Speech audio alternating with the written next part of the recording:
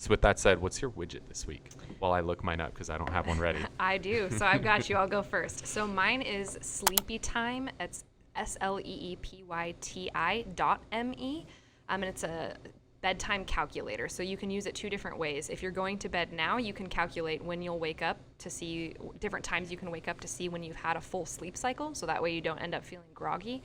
Or you can put in the time you want to go to bed, and it will give you different times to wake up to ensure that you wake up feeling healthy and refreshed. So super helpful for those nights where you know that you're going to bed late, but you still want to feel refreshed. You can literally hack your sleep so you sleep on a REM cycle and feel great the next day.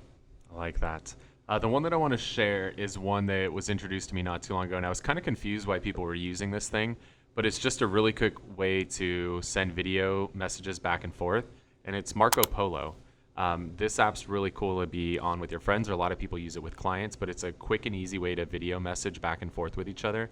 The benefit of it is that you just literally tap the button, send your message. As soon as you're done, it automatically shoots it over to the other person, and it makes it just a quick, easy way. So if you're out in the field, you're driving, you just want to bounce messages back and forth really quick, it doesn't require you to like load up your texting, then go hit the little button that then pulls up the camera, and then you have to switch it over to video. Like there's a lot of steps that are involved with that. Then after you record the video, you have to send it, and then it's like if you're on Android and they're on iPhone, then it down samples it and all of that stuff. So Marco Polo is a good way to just keep high quality video messaging back and forth like texting, but it's cross-platform, and so it works really well, especially if you have friends who are on a different platform than you are. So Marco Polo.